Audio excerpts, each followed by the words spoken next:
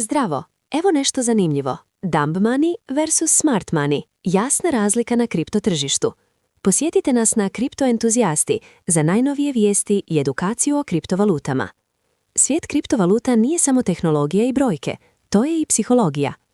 Tržište se sastoji od emocija mase i plana pojedinaca. Upravo tu dolazimo do ključne razlike između dumb money, glupog novca, i smart money, pametnog novca. Dok dumb money reaguje na strah i pohlepu, ulazi kasno i izlazi još kasnije. Smart money ima plan, disciplinu i hladnu glavu. U ovom članku prikazujemo razlike tako da budu jasne i odmah vidljive.